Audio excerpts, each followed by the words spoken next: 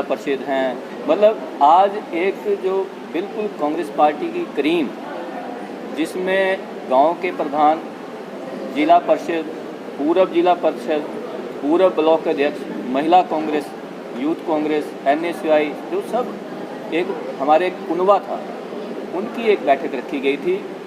और इस बैठक में हमारे प्रभारी जी भी आ रहे थे, लेकिन उनका विमान लेट था, वो अमृतसर में उतरे, उन्होंने 3 बजे पहुंचना था, जिसके कारण उतनी देर तक कार्यकर्ताओं को रोकना मुश्किल था। तो हमने फैसला लिया कि अब बैठक बुलाई है तो उसे कार्यकर्ताओं को निराशा ना हो, तो इसलिए हमने बुलाई थी और उसको हमने कर दिया। और उसके बाद सबसे ज़रूरी ये था कि कुछ लोगों के द्वारा ये कहा जा रहा था कि पवन काजल जी के कांग्रेस छोड़ने के बाद कांगड़ा में कांग्रेस जो है वो शून्य पे चली, जिसका सबूत हमने आज समस्त लोगों के तहत आप लोगों के माध्यम से आला कमान को भी और कांगड़ा परिवार को भी दिया है कि कांग्रेस पार्टी कांगड़ा में आज से नहीं, ये डाटा कहता है कि भाजपा जो है हर चुनाव में पिछड़ता गया उसका चुनाव प्रतिशत, और वो 20-22% पर रह गई है, जबकि कांगड़ा में कांग्रेस का चुनाव प्रतिशत हमेशा बढ़ता ही रहा है और पिछली बार 42% मत लेकर हम जीते थे। तो कांगड़ा में कांग्रेस कार्यकर्ताओं की और कांग्रेस की कोई कमी नहीं है। कुछ लोगों के सुझाव थे, प्रस्ताव पारित किए गए, वो भी हम भेजेंगे। और हमारे पास कोई कमी नहीं है टिकटार्थियों की भी, हमारे पास बहुत बढ़िया बढ़िया लोग हैं, पढ़े लिखे हैं, जवान हैं, जिन्होंने कई वर्ष पार्टी के लिए दे दिए हैं। और पार्टी से निवेदन करेंगे कि बढ़िया से उम्मीदवार को उतारें। और मैं आपके माध्यम से आज पूरे प्रदेश में ये मैसेज देना चाहता हूँ कि कांगड़ा से कांग्रेस का विधायक ही जीतेगा।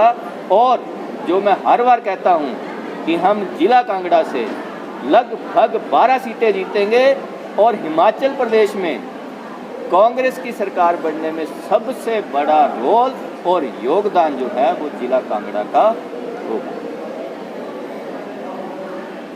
और रही बात भाजपा के लिए, तो देखो भाजपा बार बार एक बात कर रही है कि हम मिशन रिपीट करेंगे। मिशन रिपीट तब होता है जब उन्होंने कोई मिशन किया हो। मैं समझता हूं कि उन्होंने 4.5 पौने 5 सालों में मिशन किया, नौकरियां बेच के, पुलिस की भर्ती में शरेआम पेपर बेचे गए, करोड़ों रुपए का घोटाला, और तो छोड़ो कोविड के समय में सैनिटाइजर घोटाला। छोटी सी चीज़, एक छोटी सी नौकरी जो PWD में और उसमें रखी इन्होंने मल्टी टास्क वर्कर, उसमें धांधली।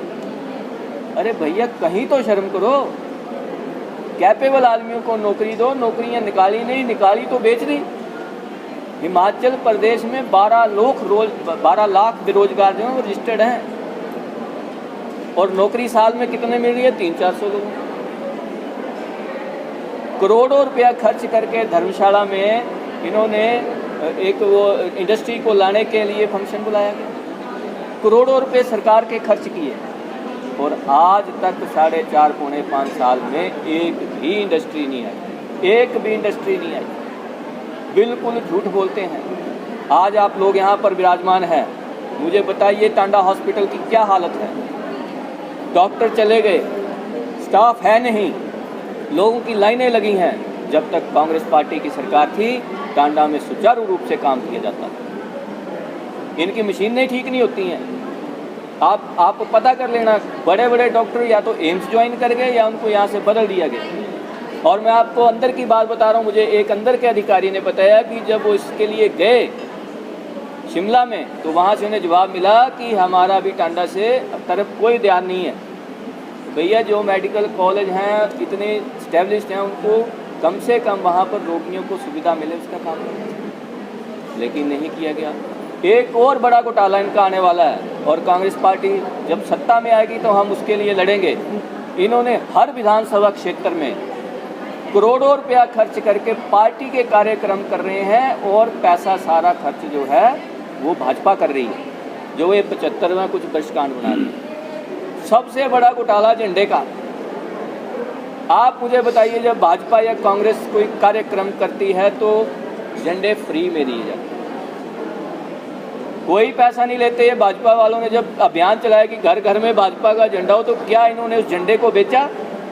नहीं बेचा, लेकिन इन्होंने हिंदुस्तान के झंडे को 25-25 रुपए में बेच दिया। ये कहाँ की इंसानियत है? बिल्कुल ढोकला, बिल्कुल घोंसलाबाजी, झूठ बोलते हैं। प्रधानमंत्री जी जादूगर हैं, जादू चलते हैं उनके, उनको स्पीच करते हैं, लोगों को भावुक करते हैं, लेकिन वो बहुत दिन चलने वाला नहीं है। क्योंकि जो डुगडुगी वाला बाबा आता है, थोड़े दिन लोगों को मस्त करता है, लेकिन जब उसकी डुगडुगी का असर ख़त्म हो जाता है तो लोग उसकी असलियत को पहचान जाते हैं। इसीलिए अब लोगों ने पहचान लिया है, हिमाचल प्रदेश में महंगाई से जनता त्रस्त है, बेरोजगारी से जनता त्रस्त है, और इसीलिए हिमाचल की, मैं आपको सच्चाई कह रहा हूँ, मैं ये अब कांग्रेस की तरफ से मैं ये बता रहा हूँ, आम आदमी की तरफ से बता रहा हूँ कि वो बहुत परेशान है भाजपा से। आप वोट आने दो, इलेक्शन अनाउंस होने दो, आप देखना भारी तादाद में समूह उबड़ेगा और कांग्रेस पार्टी को वोट करेगा, और हिमाचल प्रदेश में कांग्रेस पार्टी की सरकार है। कांगड़ा कांग्रेस की जितनी भी बैठकें हो रही हैं या प्रेस कॉन्फ्रेंस हो रही है, उसमें ये कहा जा रहा है कि दल बदलू किसी भी कीमत पर कांगड़ा में नहीं स्वीकार किए हैं। क्या कुछ नेता जो हैं वो कांगड़ा कांग्रेस में आना चाह रहे हैं? देखिए, जहाँ तक मेरी जानकारी है तो यहाँ पर भाजपा से जो लोग टिकट की चाहवान थे, जो भी लोग भाजपा से टिकट के चाहवान थे, जब वहाँ पर हमारे विधायक जो काजल जी, उनकी एंट्री भाजपा में हुई, तो उन्होंने उसी दिन से कांग्रेस के लीडरों से संपर्क करने शुरू कर दिए। मैं नाम नहीं लेना चाहूँगा, पर अब हैरान रहोगे कि जो भाजपा के बिल्कुल बचपन से कार्य करता रहे हैं, वो भी कांग्रेस में टिकट की शर्त पर आने को तैयार है। हमें कोई इतराज़ नहीं है, आए, पर पहले कम से कम काम करें, पार्टी के लोगों से मिले, कार्यकर्ताओं से मिले। और एक बात मैं पहले भी कह चुका हूँ, मैं वो विप्लव जी की बात से बिल्कुल सहमत था। उन्होंने अपने इंटरव्यू में कहा था कि शायद हमसे पहले गलती हुई है, इसीलिए अब भविष्य में जो लोग आ रहे हैं उनका कार्यकर्ता के तौर पर सम्मान है, लेकिन कहीं ना कहीं उनकी पृष्ठभूमि को ज़रूर देखा है। अजय जी, कोई बीजेपी से कांग्रेस ज्वाइन करता है और हाईकमान उसे टिकट देता है, तो आपकी कांग्रेस कमेटी क्या उसके साथ? देखिए, मैंने उस दिन भी कहा था, हमारी कांग्रेस पार्टी इनकी तरह नहीं है। मैंने प्रेस कॉन्फ्रेंस में, शायद आप लोग आए थे, तो मैंने कहा था कि ये बाहर जाके लड़ेंगे।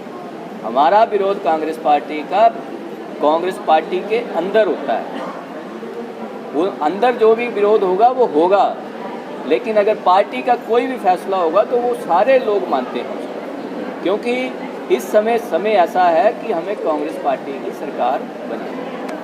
वर्मा जी, क्या माने कांगड़ा से आप ओबीसी उम्मीदवार की पैरवी करते हैं, जिस तरह से आप एक जनरल कैटेगरी से हैं, नील शर्मा जी जनरल कैटेगरी से हैं, आपने साफ कहा कि हम लोग उम्मीदवार नहीं हैं, क्या माने कि कांगड़ा में आप ओबीसी पे एक बार फिर कांग्रेस दाव करने जा रही है? देखिए, मैं पार्टी की बात भी बताता हूँ कि पार्टी ने डिसाइड किया हुआ कि कांगड़ा से किसी चौधरी उम्मीदवार को, ओबीसी उम्मीदवार को टिकट दिया जाएगा, तो पार्टी में जो डिसाइड हुआ होता है उसके विरोध में हम लोग नहीं जा सकते। इसके बावजूद अगर पार्टी चाहेगी, कोई फैसला लेती है, तो ऐसी बात नहीं है जिसको वो कहेंगे। मैंने तो पहले कहा कि हाईकमान जब बोल देगी तो हम एक और प्रस्ताव, जो मैंने बड़ी आपको गंभीरता से कहा था कि इन्होंने रेजोल्यूशन पास किया है कि जो भी हाईकमान फैसला ले, कम से कम एक बार कार्यकर्ताओं को विश्वास में दे। उस प्रस्ताव की कॉपी भेज जाएगी, तो वो दे देंगे, दे देंगे। मेरा प्रश्न रहेगा, कांग्रेस छोड़ हाल ही में बीजेपी में शामिल हुए कांगड़ा के जो विधानसभा क्षेत्र के विधायक हैं पवन काजल, उनके द्वारा साफ तौर पर कहा जा रहा है कि 1 महीने में वो बदलाव करके दिखाएंगे, तो उसके बारे में क्या कहना चाहिए? जो आदमी 9.5 साल से सत्ता में, अब 9.5 साल से यहाँ पे, पहले उन्होंने आज़ाद उम्मीदवार के लिए चुनाव लड़ा, जीते, और कांग्रेस के एसोसिएट सदस्य बने। कांग्रेस ने बहुत मान सम्मान दिया, इज्जत दी। उसके बाद कांग्रेस पार्टी से लड़े, तो लगभग 10 साल से तो विधायकी हैं। तो 10 साल में क्या बदलाव किया आप लोगों के सामने है। मुझे लगता नहीं है कि, और मैं आपको एक और बात बता दूँ, वो तो मैंने ये सुना, ये कहते हैं कि मोटोर से आगे तो मुझे कोई लेना देना ही नहीं है। और शहर में आपने कितनी बार देखा है उनको? आप लोग मेरी बात का जवाब दीजिए। वो कभी हमारे कांगड़ा के शहर के लोगों से मेल मिलाप रखना ही नहीं चाहते हैं। कांग्रेस पार्टी को छोड़ दो।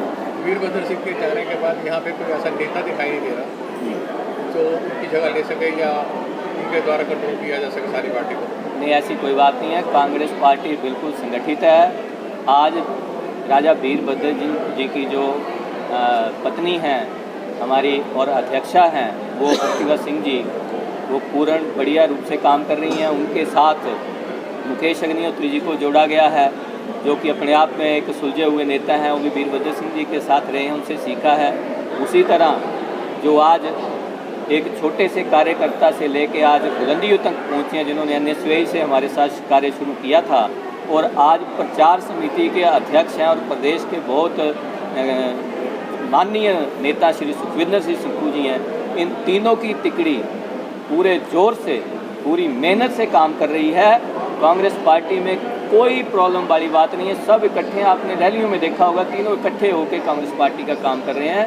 तो ये ठीक है कि हमारे वरिष्ठ नेता स्वर्गीय श्री GS वाली जी और वीरभद्र सिंह जी, जिनका पूरे हिमाचल प्रदेश में नाम था, वो नहीं रहे हैं। कहीं ना कहीं उनकी कमी तो खलेगी, लेकिन फिर भी उसके बावजूद समय बदलता है, नए लोग आए हैं और आने वाले समय अब उनका है और वो पूरी ताकत से कांग्रेस पार्टी के लिए काम कर रहे हैं। आज की बैठक में पूरे जोर से विरोध किया गया कि दल बदलू को नहीं देना है। लेकिन कांगड़ा का इतिहास है, इससे पहले कि लोग दल बदल के कांगड़ा पार्टी में आते रहे हैं कांग्रेस में, और उनको आज भी वो दूसरी पार्टी में जा चुके हैं। लेकिन जिला कांग्रेस कमेटी ने आज भी उनके उल्लेख उसी तरह से करता था। अगर ये ऐसी कोई बात है जो मेरे संज्ञान में नहीं है कि कुछ लोग ऐसे हैं, क्योंकि जिस दिन वो दल बदल के गए थे हमने जिला के जितने कांगड़ा से लोग संबंधित थे या फिर ब्लॉक में थे वो कार्यकारिणी भंग कर दी थी। तो कई बार कार्यकारिणी भंग होती है तो कागजों में शायद ना आया हो, पर ऑन रिकॉर्ड कार्यकारिणियाँ भंग की गई। लेकिन अगर आप उसका रिकॉर्ड देखते हैं तो वहाँ वो अगर ऐसी कोई गलती है तो उसको मैं ठीक करूँगा। अच्छा जी, कांग्रेस पार्टी में कुछ ऐसे चेहरे हैं जो इतने दिनों तक एक्टिव नहीं थे, लेकिन जैसे ही चुनाव नज़दीक आए वो निकलना शुरू हो गए। ये आपकी इस बात का ये जवाब है कि जब तक पवन काजल जी यहाँ से थे, मैंने आपको बोला कि कांग्रेस पार्टी बाजार में विरोध नहीं करती है, तब तक उनको लगता था कि हमारा विधायक है तो हमें काहे को लेकिन जैसे ही वो गए तो आपको हर बंदे की इच्छा होती है कि मैं चुनाव लड़ूं, तो हर बंदे ने अपना अपना काम करना शुरू कर दिया। तो मैं अभी भी आपके माध्यम से कह रहा हूँ कि टिकटार्थी 10-12 हो गए होंगे, 15 हो गए होंगे, कोई बात प्रॉब्लम नहीं, सबका अधिकार है लोकतंत्र में। लेकिन हम जितने लोग यहाँ पर बैठे हैं वो सब एक हैं। जिसको भी पार्टी टिकट देगी उसके साथ काम करेंगे, क्योंकि इस वक्त महत्वपूर्ण मुद्दा ये है कि कांग्रेस पार्टी को कांगड़ा से जिताना। आपने कहा कि पटवारी आने वाले हैं, उनका महान जो है वो लेट हो गया हवाई जहाज, लेकिन कल तक। और आपको बता दूं कि मैं जिले का प्रभारी भी हूँ उसके साथ, और स्पेशली मुझे 4 विधानसभा क्षेत्र जोन जो है वो पूरे मतलब स्ट्रिक्टली दिए हुए हैं, कांगड़ा, नगरोटा, धर्मशाला और शाहपुर। तो मेरी ड्यूटी लगी, मैं आया हूँ।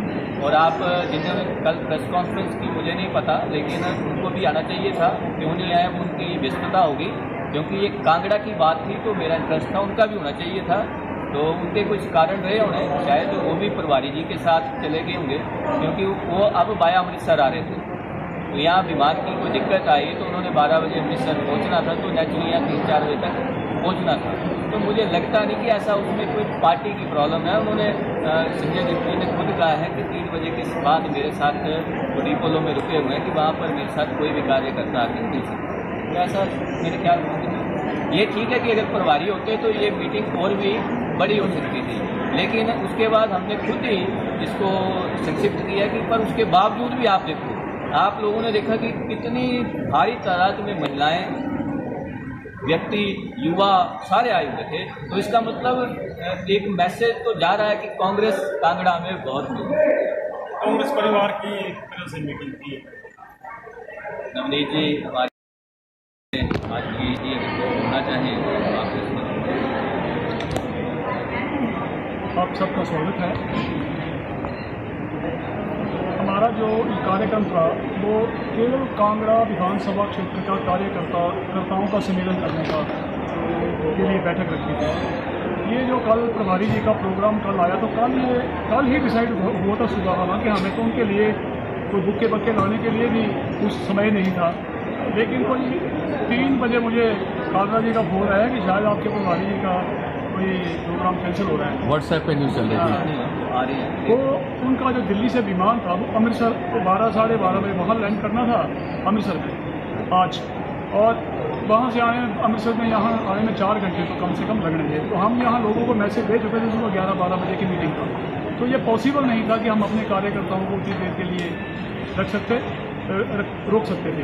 तो इसलिए अब वो मिलेंगे कार्यकर्ताओं से और निकट भविष्य में ऐसी मीटिंगें होती रहेगी। हम उनको भी बुलाएंगे, सेक्रेटरी हैं AICC के वो और हमारे हिमाचल के इलेक्शन कमेटी के प्रभारी हैं, उनको बुलाएंगे। अब निकट भविष्य जल्दी बुलाएंगे। हमसे जुड़े रहने के लिए हमारे YouTube चैनल को सब्सक्राइब करें और नई वीडियो की नोटिफिकेशन के लिए बेल आइकॉन को दबाएं। अगर आप ये वीडियो Facebook पर देख रहे हैं तो लाइक जरूर करें और ज्यादा से ज्यादा शेयर करें। इसी तरह के और भी अपडेट्स के लिए फॉलो करें हमारा Instagram पेज himachal.kesri।